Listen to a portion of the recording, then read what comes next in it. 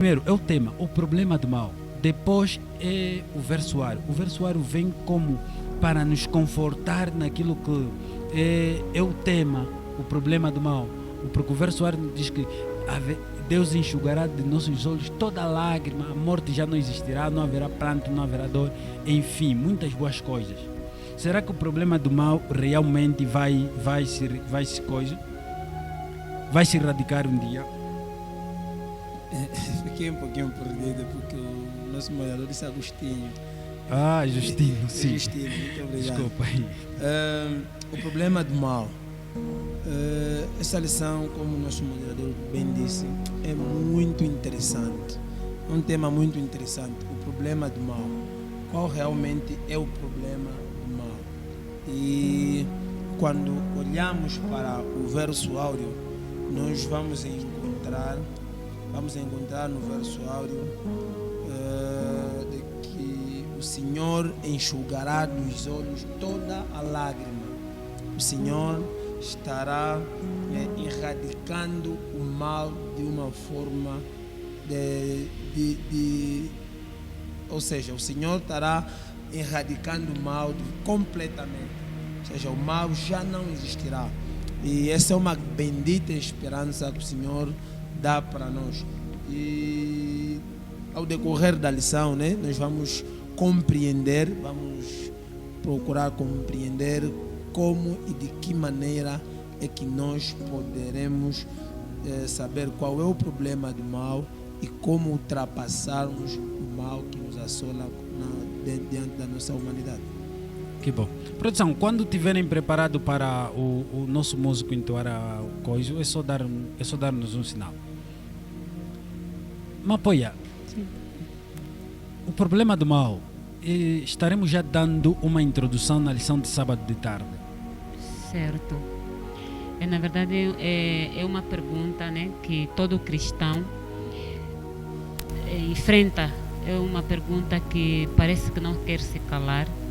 Num mundo em que os problemas crescem cada vez mais e temos falado de um Deus que é todo poderoso, é Deus de amor.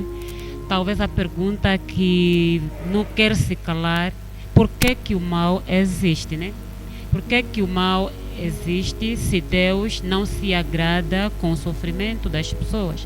Talvez estaríamos a falar de um Deus todo poderoso, mas não amor.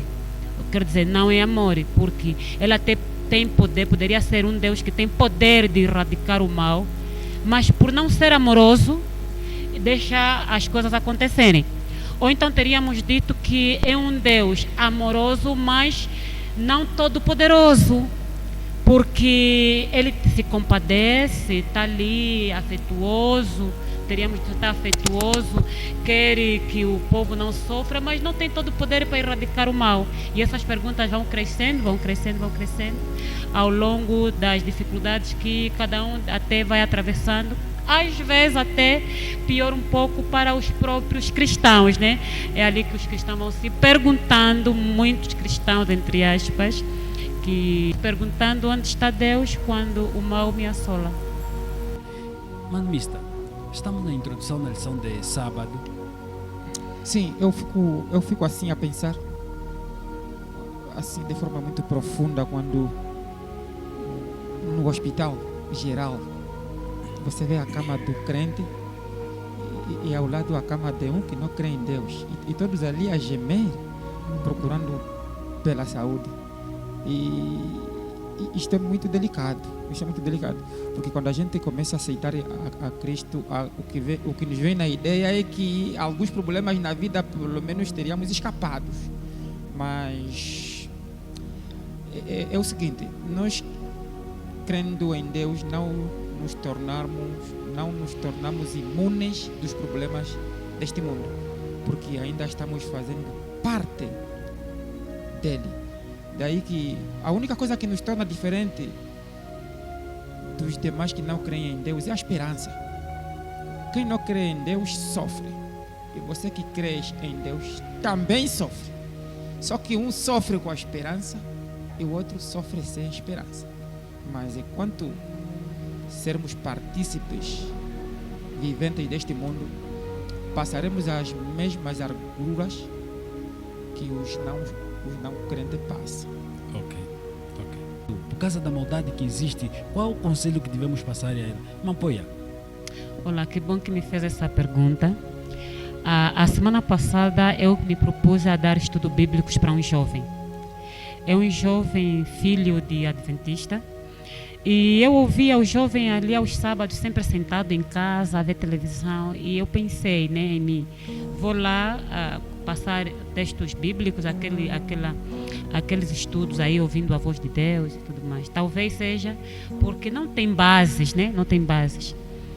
E eu cheguei lá, me saudei e propus a questão, né? Eu sugeri que ele tivesse estudos comigo. Olha, muito fria, de uma maneira muito fria, ele me respondeu que não queria. Não queria. E eu perguntei, não, ele não quer, ele disse que não queria adorar esse Deus que favorece a alguns e a outros não. Ele não queria adorar esse Deus que as pessoas acidentam como moscas, né? Morrem como moscas, e ele está assim, de mãos cruzadas, sem nada a fazer. E ali tem uma escritora também, uma escritora norte-americana que nós amamos muito pela sua literatura. Ela diz que ela que se recita este parecer. Muitos dos ateus apresentam, né, lá no seu livro Grande Conflito, ela diz que os ateus apresentam o mal como argumento para não adorar a Deus, para não reconhecer a Deus. Sabem, o que me assusta neste texto, nessa declaração, é que, na verdade, existem ateus escondidos no teísmo, né? Ateus que estão subentendidos no teísmo. Quer dizer, eu estava a dizer assim, ateus declarados, temos ateus declarados e ateus camuflados, ou então ateus teóricos, ou então ateus práticos. Quem são esses ateus práticos? Ou então ateus teóricos? Vou começar por ateus teóricos. São esses como o jovem que me disse, eu simplesmente não quero mesmo. Ele não vai, ele não adora. Ele não quer saber desse Deus. E não adora mesmo. E lá ele mostra que não tem nenhum benefício desse Deus. Esse todo mundo sabe que é o ateu declarado ou então teórico. Mas em contrapartida, tem o ateu prático. Esse até reconhece que Deus é amor. Reconhece que Deus pode fazer alguma coisa, reconhece que Deus é digno de adoração, né? Mas só que simplesmente ele só aceita Deus quando tudo lhe corre bem. Ele aí mostra o seu teísmo, né? O seu teísmo.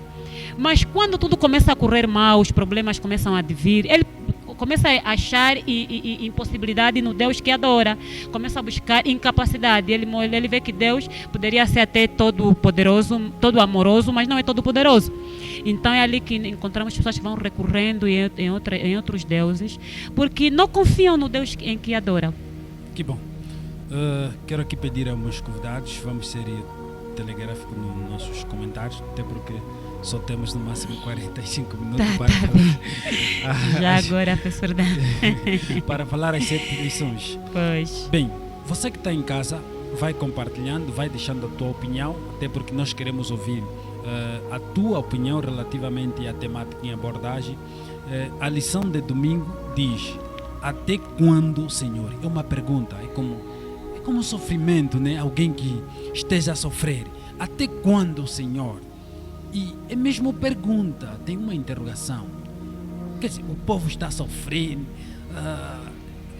a pessoa está a passar mal, dificuldades, talvez digamos que orações, não há solução, certa vez jejum, a doença. Até quando? É a lição de domingo. Vou passar aqui para o Mano Manel, tá? Essa é uma pergunta muito desesperadora. Quando a pessoa diz assim, até quando?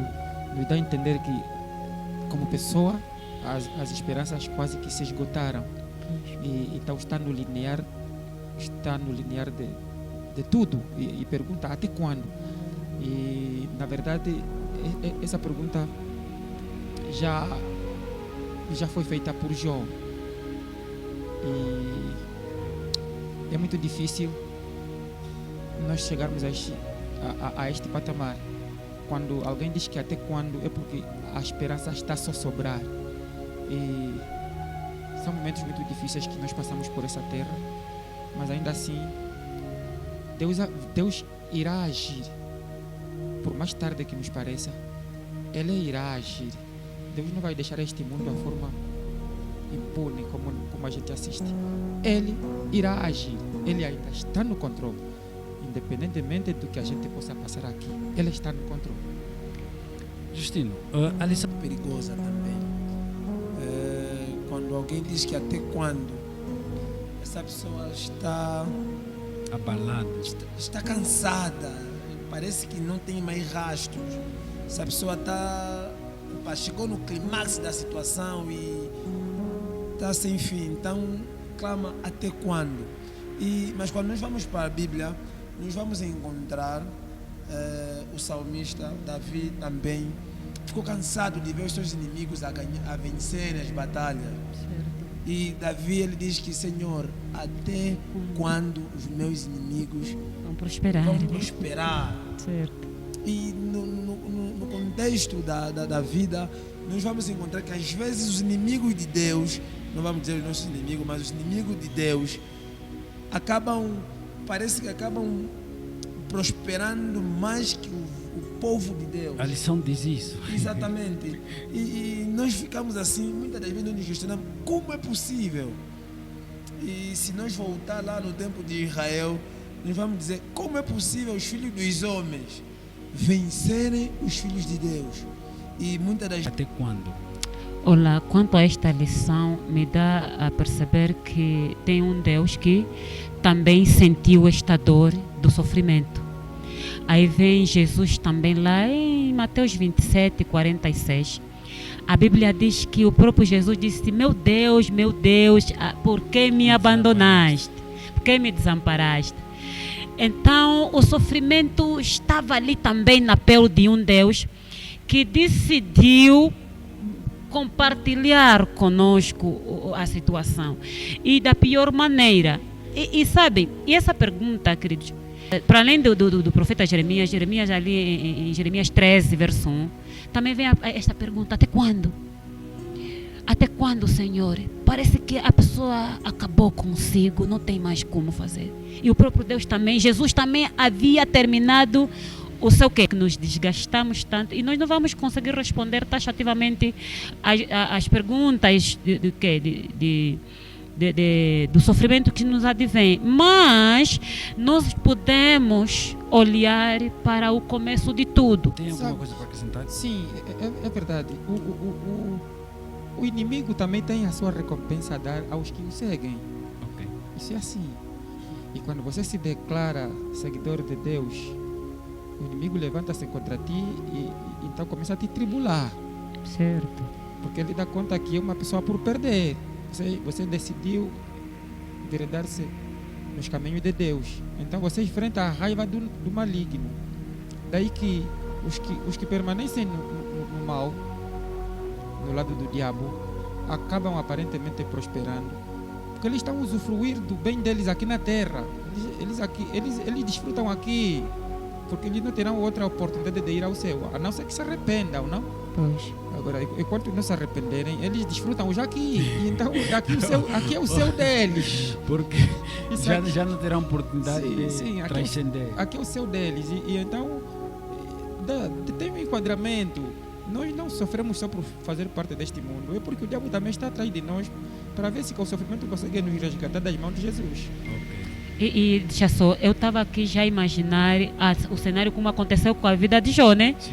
Jó estava ali todo bem próspero, uma esposa, filhos, riquezas, e simplesmente Deus permitiu que o inimigo o assolasse, porque o inimigo estava com dúvida da adoração do próprio Jó. Disse: não, olha, esse só te adora porque você lhe deu tudo que tem. Mas Deus disse assim, não, os meus filhos não se vendem, nem se rendem. Vai lá, toque em tudo, mas não na vida. Às vezes Deus permite o nosso sofrimento, permite como tom de prova, não tentação, né? Prova, conforme Jó foi provado. Até porque Jesus também clamou, até quando? Quando esteve lá na cruz, em Mateus 27, 46, certo. sim. Jesus a um dado momento se sentiu que foi desamparado. Ele clamou, ele lama sabatani, Deus meu, por que me desamparaste? Certo. Às vezes não é pecado, então. Não. Nem todas as vezes é o pecado. Ou é porque Deus carregou o nosso pecado na cruz? Olha que diante das perguntas que Jó foi fazendo, no final Deus disse que ele não pecou. Muito obrigado. Não é problema. Estamos na lição da segunda-feira. Sim, há muitas coisas que, que não sabemos realmente. Muito obrigado. Voltando na lição da segunda-feira, nós falamos do porquê, é isso, né? Sim. A lição de segunda-feira, sim. Há muitas coisas que não sabemos. Há muitas coisas que não sabemos. No domingo falamos do problema do mal. Sabem, voltando naquilo que meus colegas estão. Domingo, por que, Senhor? Até quando, Senhor? Sim, domingo, até quando, Senhor? Até quando? Obrigado pela atenção.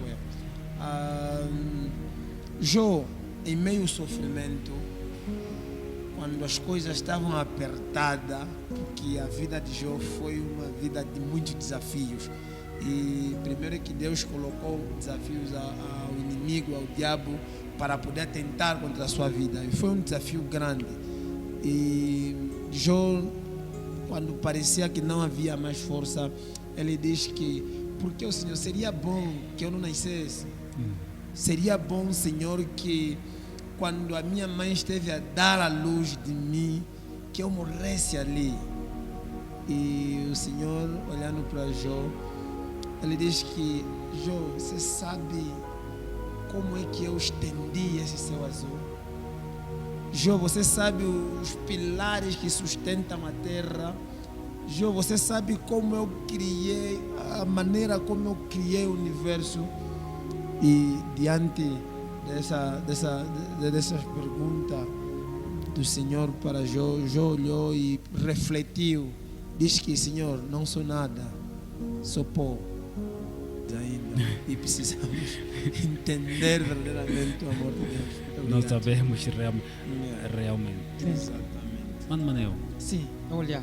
Não sabemos. Sim, há muita coisa que não sabemos.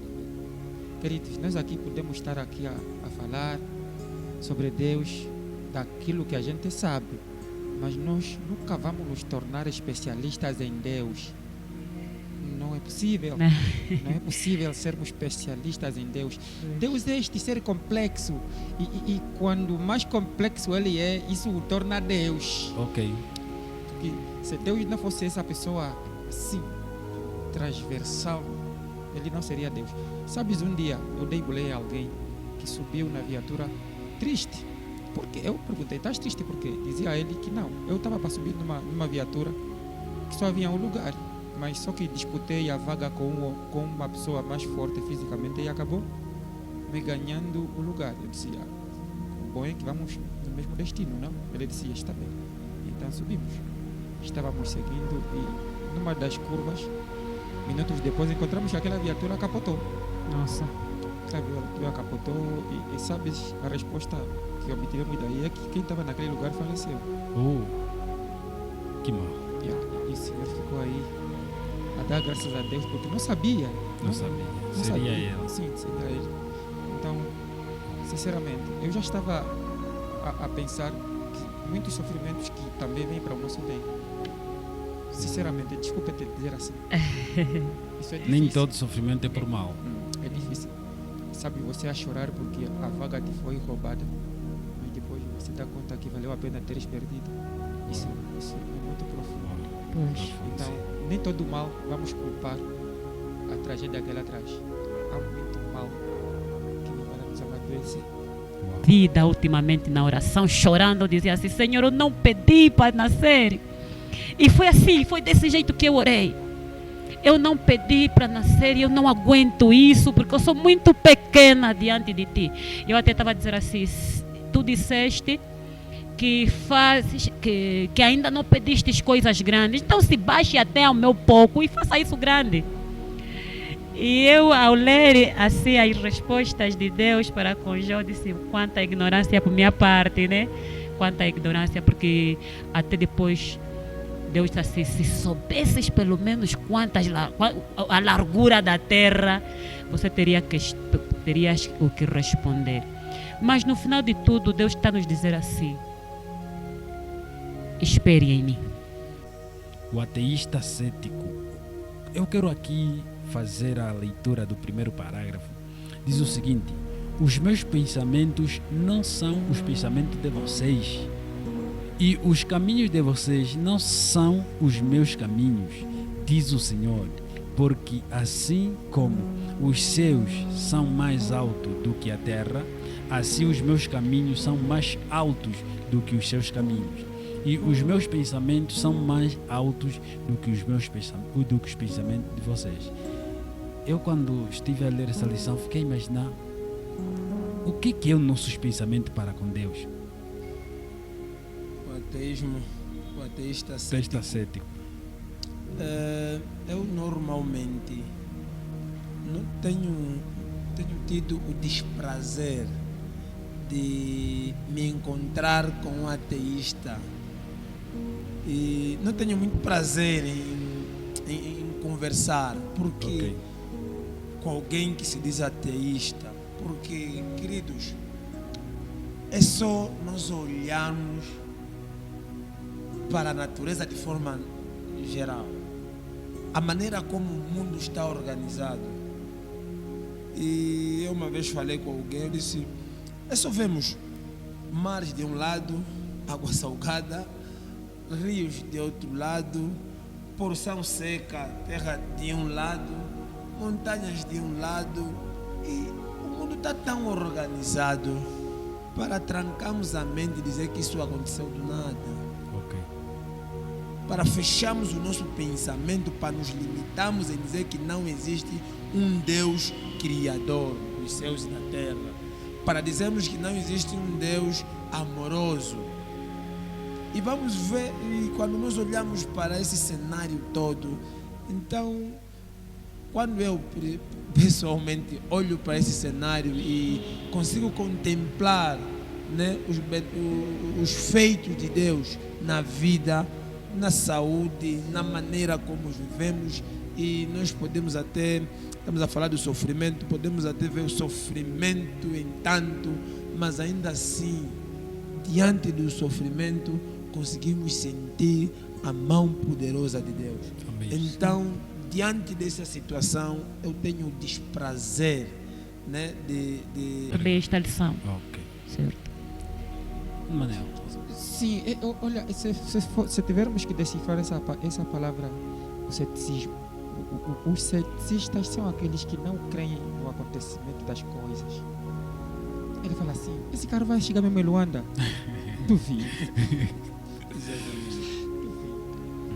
Esse homem vai me casar? Também duvido. E ele olha para Deus, esse Deus vai conseguir mesmo resolver o meu problema? Duvido.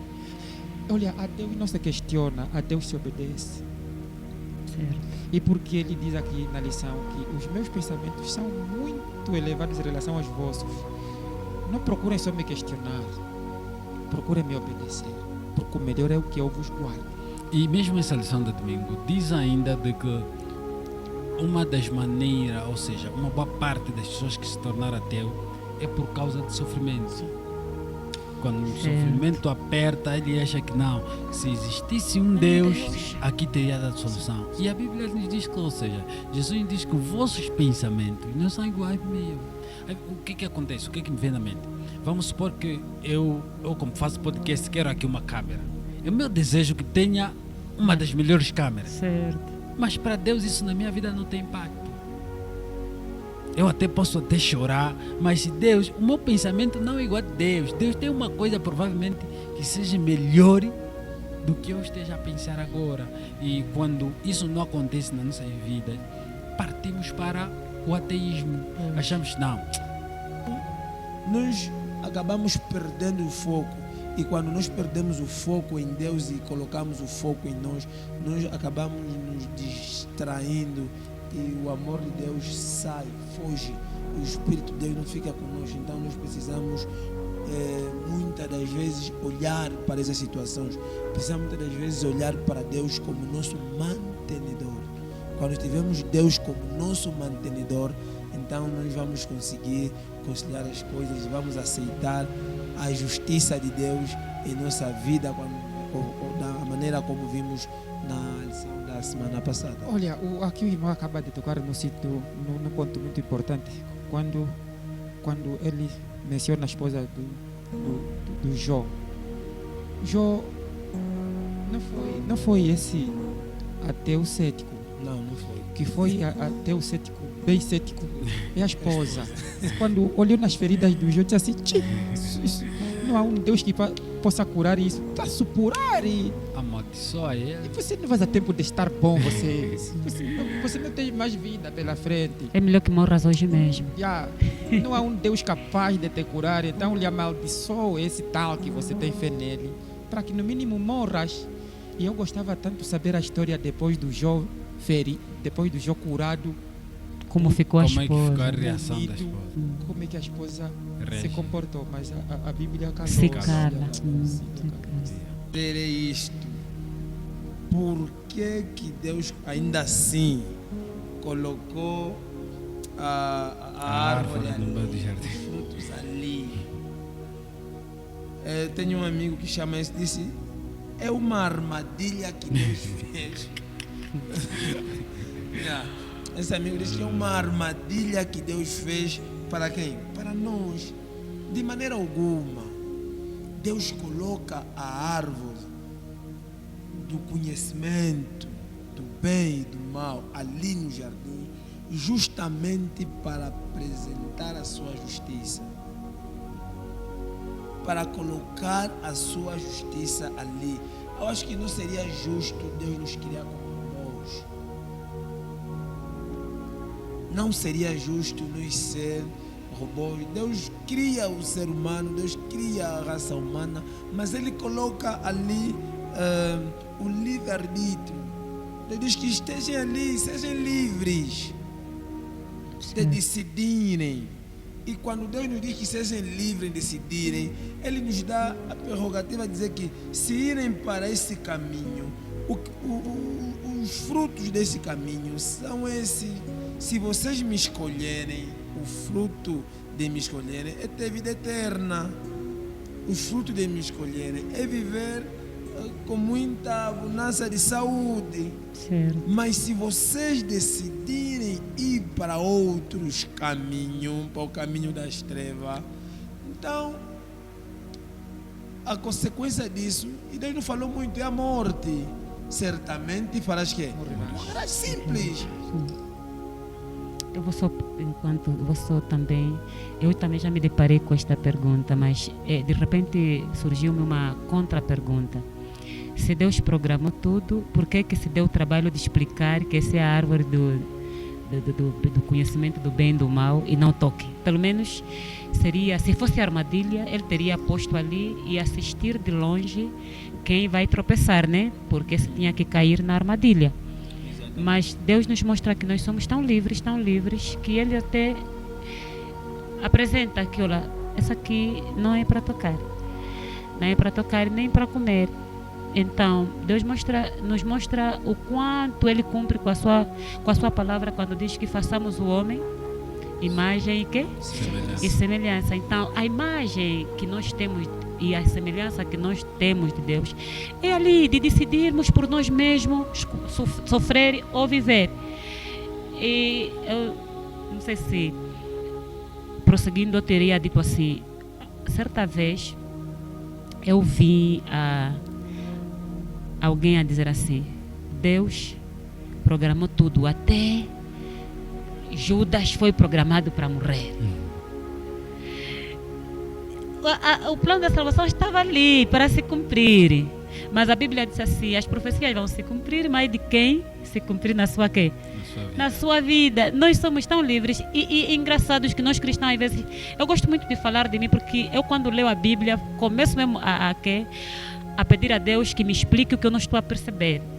Eu vou ser um pouco mais contundente contra Deus. Sim. Sim. A pior injustiça que Deus teria que fazer é nos tornar robôs. Pois, Sinceramente, eu não posso viver assim. curva daí, curva daí. Não. E eu nem tenho prazer de ter um robô em casa. E já as tecnologias nos dizem que daqui a pouco haverá já pessoas com conhecimento artificial. Eu não sei se vou ter coragem de fazer encontro com esse tipo de pessoa. E então é assim. Deus nos criou tão livres para que Ele tenha certeza do amor que a gente dispõe para Ele. Ok. Certo. É só por ali. Deus quer ter a certeza de que o amor que estamos a lhe propor vem do coração. Tenho uma experiência. Estava andando com uma colega e de repente aparece um senhor com uma viatura. Disse assim: vem só. Ela disse: não posso, estamos os dois. E o senhor disse: não, só tenho uma vaga. Ela disse: não está a mandar os dois. Mas eu me senti feliz. Eu disse: poxa, você me consideras assim, a ponto de perderes uma mulher? Que bom! Eu fiquei muito lisonjeado. Eu disse: não, tá bom, então eu presto. É exatamente isso que Deus quer conosco. Exatamente. Deus quer que a gente diga ao diabo que por livre vontade não te quero. Não Exatamente. te quero. E sabe, Quero meu Deus e nada mais. sabe esse conceito que Satanás insiste em colocar nas nossas mentes? Porque mesmo quando ele tenta a Jó, ele pensou que ele queria passar a mensagem de que Jó está a obedecer assim por direção, assim, por um padrão, é porque ele tem isto aí. Deus lhe mostra que não, ele me ama por amor, né? Por amor. E você vê isso, é tão real. É tão real quanto aos relacionamentos, né? De marido e mulher. O marido, sei lá onde está a essas horas. Mas como eu amo de graça, por amor, ele não precisa estar a me vigiar para ser traído. Claro. Eu não lhe traio, não é porque ele está aí com câmera a me vigiar. É porque eu, por amor, escolho não lhe trair. Certo. Boa experiência, gostei. Gostei. Essa lição da defesa do livre-arbítrio é já ligada com a lição de quinta-feira, porque também fala do verbo que diz o amor e o mal. O amor e o mal. Mesmo o seu cabeçário, ele vai tocando no livre-arbítrio. O seu cabeçário diz: concedeu às escrituras o livre-arbítrio, porque ele é necessário para que o amor exista. O uso indivíduo do livre-arbítrio é a causa do mal. No entanto, Deus permite que o mal exista por algum tempo, ainda que o detesta com todas as suas forças. Por a sua possibilidade e excluiria o mal, o amor, e destruí-lo antes do momento certo, enfraqueceria a confiança que é necessária para que o amor exista. Certo. É praticamente o que a Mapoia aqui já esteve a dizer. Olha, esta lição da quinta-feira nos levanta uma pergunta. Mas quando irmos ao céu, não deve ser que vai nascer mais um pecadinho, um pecado ali do tal de senhor que aqui na terra andou escondido? Não. Aqui na terra é onde se declara o amor de ir viver com Jesus no céu. Pois. Daí que os que irem para o céu é porque estão compenetrados, declarado viver eternamente amando a Deus. Ok. Daí E que se acostumaram a amar. Daí que a possibilidade da existência do mal estará erradicada quando nós irmos para lá. Porque aqui na terra estamos a nos declarar fiéis amadores, se assim passar essa expressão. Estamos a nos declarar fiéis em amar a Deus. Daí, lá no céu, continuaremos no livre-arbítrio. continua. Não é que no céu. Seremos Serem a- robôs. Não, Não, no céu. seremos. Não. Não seremos. Nos céus continuaremos pessoas livres em amar. Amor que estamos a experimentar. E aquela lição onde diz que o livre-arbítrio é onde surge a possibilidade do mal. Então, agora que o Mano Mané esteve aqui a explicar, alguém uma vez dizia, quando nós vamos no céu, leva já um bloco de lado, se vires uma mulher aí do lado da árvore, tá com o bloco. Foi brincadeira de alguém. Então haverá ainda a possibilidade de pecar, será no céu? Já não teremos a possibilidade de pecar, porque a Bíblia diz que o mal Será erradicado. extinguido. E ao irmos para o céu já não teremos essa possibilidade, porque a tribulação que nós estamos vivendo aqui na terra é muita. É uma experiência enorme. A maneira como nós estamos a viver aqui na terra, ou aquilo que o pecado está a fazer conosco, Não vai dar saudade. não dará saudade, não haverá Ok. prazer em voltar a viver as mesmas coisas. E quando irmos para os céus, como bem foi dito aqui pelos meus colegas, quando nós irmos para os céus, será mesmo beleza. E vamos aceitar, vamos dar razão a Deus que afinal foi bom escolher os caminhos de Deus. Foi bom andar no assim, diz o Senhor. E não teremos outra alternativa de voltar a desviar de caminho, porque até mesmo esse pensamento, quando Paulo diz que teremos um corpo incorruptível, nós não Certo. teremos a opção de voltar a falhar. E o próprio Deus vai se encarregar de nos cuidar, de nos transformar para que não podemos mais falhar. Aqui o irmão acabou de falar muito bem. Sabes, aí levanta-se o perigo de hoje amar a Deus e amar ao diabo. Exatamente. No céu não vai os indefinidos. Exatamente. Os cinzentos. Sim, assim, tipo, Deus Branco, é preto. bom, mas o diabo também às Nem vezes tão mal. dá lá umas boas que me tem valido muito. Não, mas só que tem que se definir. Ok. Porque depois que o irmão acabou de dizer que no céu não haverá outra possibilidade do aparecimento do mal, porque os corações que lá vão viver estão totalmente convencidos que pessoa para amar É Deus. é Deus. Olha, irmãos, e aqui na terra, Deus só está nos habilitar a isso. E eu gosto muito do exemplo de José. Imagine um rapaz, né? Que em terra idade, aí nos 16, 17 anos, já foi empurrado a um buraco pelos seus patriarcas, seus irmãos, e ainda arrastados pelos cavalos dos compradores, né? E lá se depara com uma tentação de ele depois em resposta diz assim: como farei tão tamanho mal para o meu Deus e ao meu patrão? Quer dizer, o mal não obedece, quer dizer, o amar a Deus não obedece à nossa qualidade de vida. Ou estamos mal ou bem, não. Independentemente de qualquer coisa, Deus quer que o amemos livremente. Conforme eu acho essa certeza na vida de José. Ele diz que não posso. Como farei tão mal a um Deus, né? A um Deus. E ao meu patrão que me comprou e me deu responsabilidade de tudo isso. Então é desse jeito que Deus, por isso que os caráteres devem ser moldados agora, ser habilitados ao caráter de Deus, que em meio a tanto sofrimento, ele diz assim: Pai, Pai, por que me abandonaste? Ainda até aí no Getsemane ele diz assim, Senhor, oh meu Deus, não tem uma outra maneira de salvar o homem, mas em todo caso, se não for possível, deixa acontecer segundo a tua vontade. E isso é amor declarado, Pai. Eu estou aqui a sofrer na terra, não tenho como me livrar, mas se achas que é deste jeito que eu tenho que mostrar a Deus, ao mundo, a Deus, né? Porque algum sofrimento é para os outros verem também fé em nós. Então, se assim for, então que seja a sua vontade a acontecer. Sabes, os 3 hebreus, quando estavam na fornalha, disseram assim ao rei Nabucodonosor: Ei, mesmo que o nosso Deus não nos livre das suas mãos, não vamos te adorar. Amor declarado. É profundo. Certeza do livramento. Não. Mesmo que Deus não nos livre, Embora que não nos livre. não te vamos adorar. E este amor, sinceramente, é o que Deus É o que precisa. Deus precisa. Espera de nós. Dizer assim, fome, doença, sofrimento.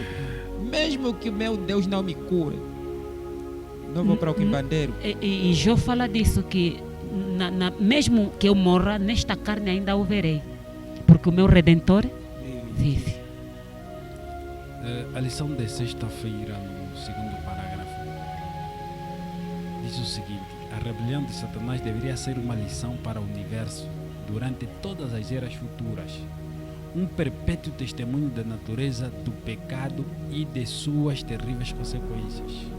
O resultado do governo de Satanás e os seus efeitos, tanto sobre os homens quanto sobre os anjos, mostrariam como seria o fruto de se deixar ao lado da autoridade divina. Quando o Justino esteve a dizer de que no céu não teremos prazer, e a lição do sábado diz que as maldades que Satanás está a fazer aqui conosco, nunca jamais, quer dizer, nunca alguém terá, lá no paraíso, nunca alguém vai imaginar, não. Lá tinha um momento assim, um segundinho bom, que dizia, valeria a pena eu viver aquele momento. Não existirá esse momento, porque aquele meio tudo será perfeito e bonito. Bem, estamos mesmo já na reta final do estudo da nossa lição aqui em Quimbal. É sempre assim, Pois. na reta